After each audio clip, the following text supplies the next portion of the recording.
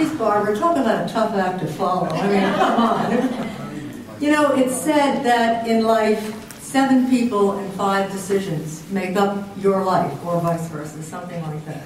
For me, a non-Zonian, it was a small college in Northern Virginia from the Jersey Shore, where the man in the gray flannel suit showed up and recruited me into the CIA, and I went to Washington, and I was offered a position in Panama. And I remember talking to a mentor, a man who had a brain tumor, who had been there, and he said, "Go, you will love it."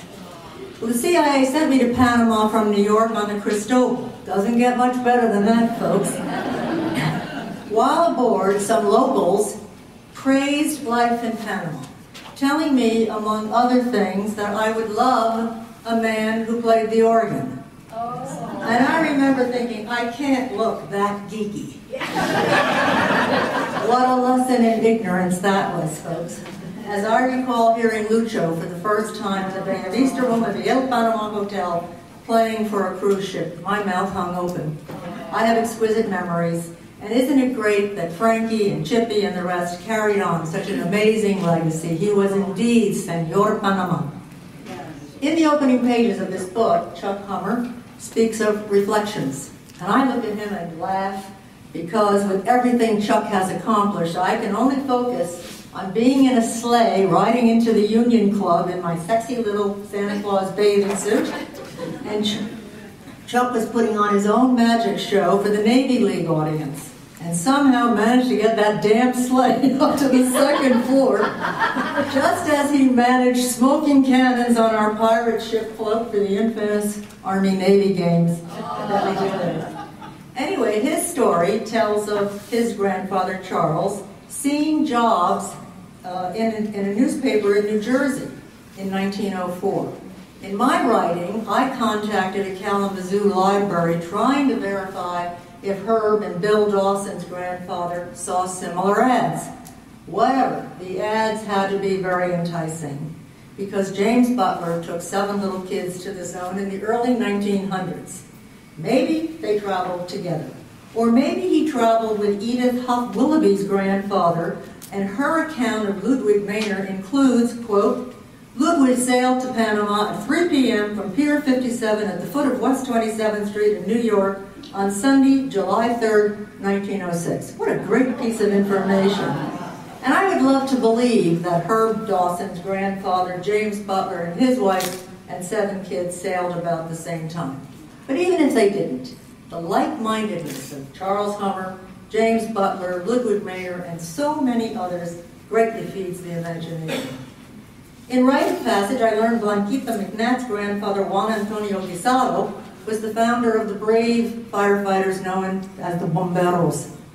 Blanquita and I never knew during our friendship that Herb and Bill's beloved cousin, Jimmy Butler III, headed up the Bomberos in Colon for many years. He was a Colon boy, but few knew that Jimmy was a puro gringo, too. Many refer to fun times at the Tivoli in their stories, and I now better appreciate the fact that another of Herb and Bill's aunts, Mary Margaret Butler, married Robert McCormick, who managed the Tivoli Hotel for years during the war. The Tivoli is a thread throughout all these tales. Fred Sill has a great story about it, but you'll have to read that. But like Fred, I often got bored with listening to Herb's tales of the early life in the Canal Zone. Now I wish I'd listened more carefully. Another thread throughout the book is the unbelievable habit of many of you running behind the DDT trucks. You know, folks, that explains a lot. Barbara Bonanno Marshall has touched many lives. Her dad was often a mentor to mine. Her Barbara was responsible for 2 positions I held in Virginia. She's a beloved friend of all the Dawsons, in particular my daughter Kelly, when they worked together in Washington at the Panama Canal Commission. For her work on this book and for so many other organizations, Barbara is a true Canal Zone treasure. The Zonians are unique ambassadors. We love Panama, and we can be proud of the nation forged by all of you from all over the world. If you were born there, of course Panama wanted you as one of their citizens. Without the canal and the Zonians, it could not have grown into the fabulous nation it is today. In conversation with anybody, when I scratch down one layer, what I call the Panama Connection comes up. It's remarkable.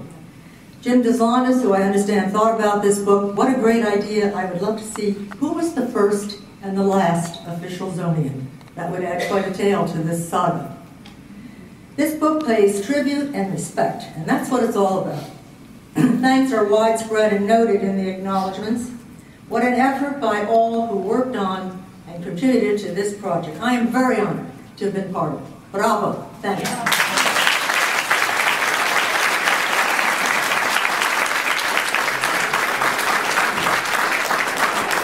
Well, you can see why Gail has become a novelist.